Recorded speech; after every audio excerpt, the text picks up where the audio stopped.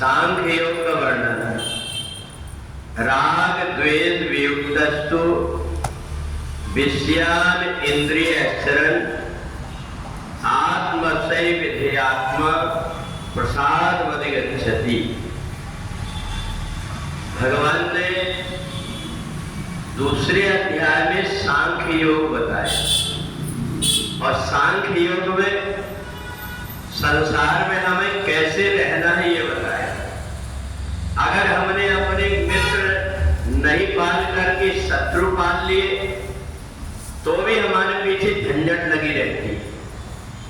मित्र से ज्यादा परेशानी शत्रु से होती। अगर कोई व्यक्ति अपने को मिला और कैसे हाल चाल कुछ नहीं हो गया, परंतु जो शत्रु होता है उससे बातचीत नहीं होती, परंतु मन ही मन में व्यक्ति परेशान होते रहता है। अनेक प्रकार के विचार उसके अंदर आते हैं और इसलिए न जिंदगी में मित्र पालना चाहिए न शत्रु पालना चाहिए। और ऐसे ही अपने जीवन में किसी से ज्यादा प्रेम भी नहीं रखना चाहिए और किसी से ज्यादा घृणा भी नहीं रखना चाहिए। ये दोनों चीजें बड़ी खतरनाक है। अगर हम किसी से ज्यादा प्रेम करेंगे तो जब भी वो व्यक्ति परेशान होगा हमें अपने आप परेशानी होने लगेगी। हमारा मन उससे जुड़ा हुआ है, उसके दुख को देख करके हम परेशान होने लगेंगे क्योंकि हमारा राग उससे जुड़ा हुआ है, उससे अपनापन हमने माने नहीं। और दूसरी बात है द्वेष। द्वेष राग से भी ज्यादा खतरनाक होता है और द्वेष में व्यक्ति उसके मन के अंदर शांति नहीं हो पाती। हर बार ये देखता है मेरे को कोई छू ना दे, मेरे को कोई कुछ ऐसा ना बोल दे। तो इस प्रकार से बार बार उसके मन के अंदर उस बात की भावना बनी रहती है, मेरे को ऐसा रहना, मेरे पैर कोई ना छू ले, मेरे को कोई स्पर्श ना कर दे। इस प्रकार की जो भावना है, इस भावना के कारण व्यक्ति मर करके और इसी वासना के कारण प्रेत आदि योनि में भुगतते रहता है। और इसलिए भगवान ने सांख्य योग में बताया योक्ताहार विहारस्य स्वप्नावबोधस्य। ना तो तुम्हें किसी से आसक्ति रखना है, ना घृणा रखना है, ना तुम्हें मित्र पालना है, ना शत्रु पालना है, ना तुम्हें सुख की इच्छा करना है, ना दुख से घबराना है।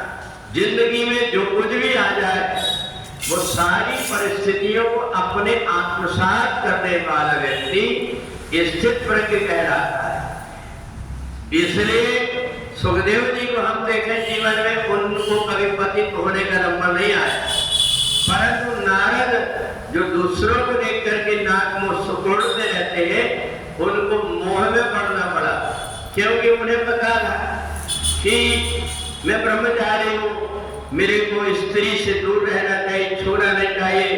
तो रात दिन उसका वही चिंता कि स्त्री का चिंतन करते। आखिर के वो जो भूत उनके अंदर लगा हुआ है एक दिन विश्व मोहिनी के रूप में और शादी करने के लिए परेशान होने लगे। तो भगवान ने सांख्य योग में समझाया कि मैं तुम्हें जो गीता का ज्ञान दे रहा हूं, इस गीता को तुम पढ़ना और शुरू कर दो।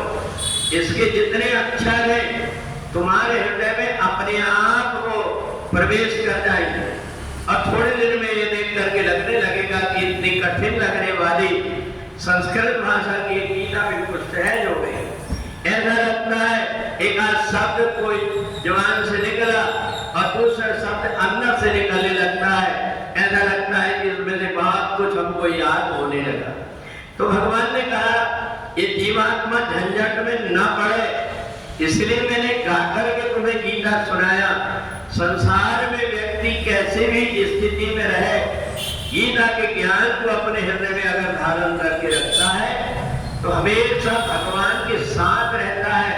भगवान खुद उसको रास्ता बताते रहते हैं कि तुम्हें क्या करना है, क्या नहीं करना है, कैसे चलना है, कैसे नहीं चलना है। क्योंकि आपन सोचा दूर है, प्रभु सोचा तत्काल।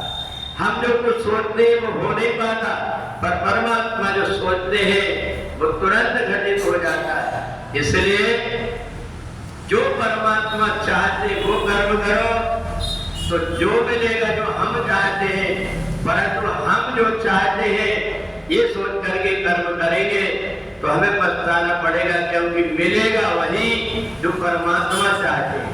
तो इसलिए सांख्य योग में भगवान ने जीवात्मा को संसार में आकर के कैसे निर्लिप्त होकर के रहेगा ये ज्ञान सिखाया है, और इस ज्ञान के माध्यम से वो सहज में अपने जीवन को सबके बीच में रहते हुए भी प्रसन्नता से जीवन व्यतीत कर लेता।